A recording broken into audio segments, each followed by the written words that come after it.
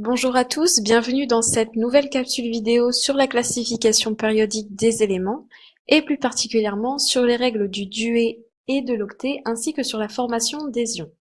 Dans un premier temps, un petit rappel par rapport à la capsule précédente. Les gaz nobles, vous devez savoir qu'ils sont maintenant donc des espèces chimiques qui sont inertes, donc très stables.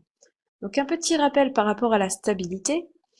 Pour être stable, un élément chimique, donc n'importe quel élément chimique, va évoluer de façon à obtenir une stabilité similaire à celle des gaz nobles. Et ils tendent à obtenir une structure électronique dont la couche externe est saturée. Mis à part les gaz nobles qui se trouvent sur la 8e colonne de la classification périodique simplifiée, les autres éléments chimiques ne sont pas stables. Et donc cela veut dire que ces éléments chimiques, donc que ce soit l'hydrogène, le lithium, etc., veulent ressembler aux gaz nobles les plus proches. Donc par exemple, donc les gaz nobles, je vous rappelle, qui se trouvent dans cette colonne-là. Donc nous avons ici pour cette classification périodique qui est simplifiée, je vous le rappelle, l'hélium, le néon et l'argon qui sont donc les gaz nobles. On peut voir au niveau de leur structure électronique que chaque électron complète à chaque fois la dernière couche, leur couche externe. Donc pour l'hélium, la couche externe K est complètement remplie. Pour le néon, la couche externe L est complètement remplie avec 8 électrons. Pour l'argon, sa dernière couche est également remplie avec 8 électrons. Donc si nous prenons par exemple le cas du lithium, dont le numéro atomique est égal à 3, le gaz noble le plus proche est ici l'hélium avec son numéro atomique égal à 2. Le lithium, qui n'est pas stable, puisque sa dernière couche externe n'est pas saturée, va avoir tendance en fait à perdre cet électron supplémentaire pour pouvoir ressembler à l'hélium et avoir la même structure électronique.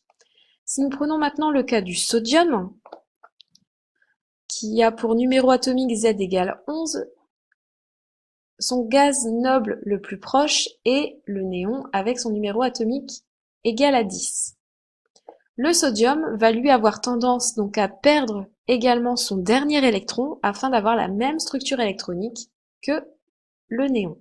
Donc ça, c'était pour la première colonne. Si l'on passe maintenant, par exemple, à l'oxygène, donc l'oxygène, le gaz noble le plus proche, donc par rapport à Z égale 8, c'est le néon avec son numéro atomique égal à 10.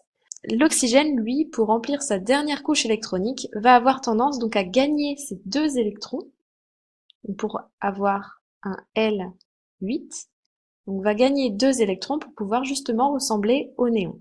Le soufre, lui, va avoir tendance également à gagner ces 2 électrons pour remplir la dernière couche M et pour ensuite ressembler à l'argon.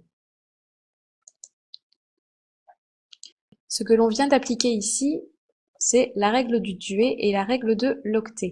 Donc la règle du duet vient de la racine du O, donc pour caractériser 2 électrons, et octet vient de la racine octo pour caractériser ici 8 électrons. Donc pour la règle du duet, les atomes de numéro atomique proche de 2 cherchent à acquérir une structure électronique en duet comme celle de l'hélium.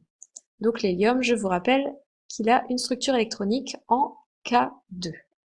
Donc c'est par exemple le cas pour l'hydrogène. Donc c'est le cas pour par exemple l'hydrogène, qui est proche de l'hélium, du lithium, qui est également proche de l'hélium, du beryllium et du bore.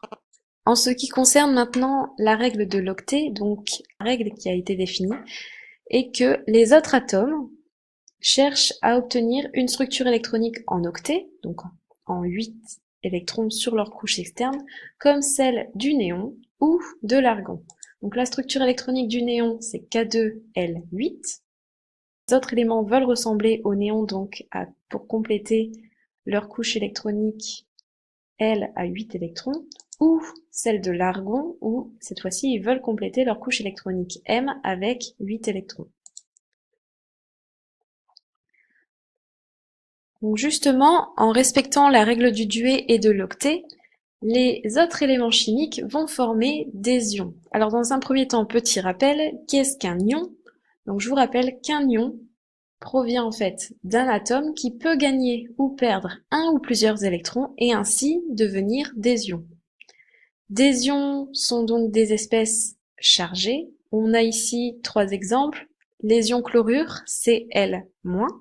Donc il y a un électron qui s'est ajouté à l'atome de chlore de départ. Ensuite, nous avons les ions Fe2+, les ions fer2. Donc ici, nous avons perdu 2 électrons. Et les ions lithium, donc ici, l'atome de lithium a perdu un électron.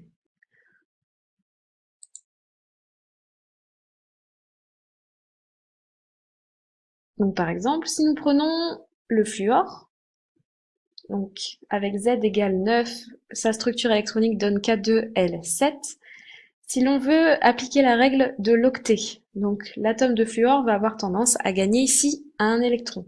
S'il gagne un électron, on va avoir l'ion stable grand F moins, parce que un électron. Si l'on prend maintenant le cas du sodium, le sodium veut ressembler également au néon, puisqu'on regarde le gaz noble qui est le plus proche, donc Z égale 11 et Z égale 10. Donc il va avoir tendance à perdre un électron. Donc cette fois-ci, nous aurons l'ion stable Na+. Donc on peut en conclure que les règles du duet et de l'octet permettent de prévoir la charge de l'ion monoatomique.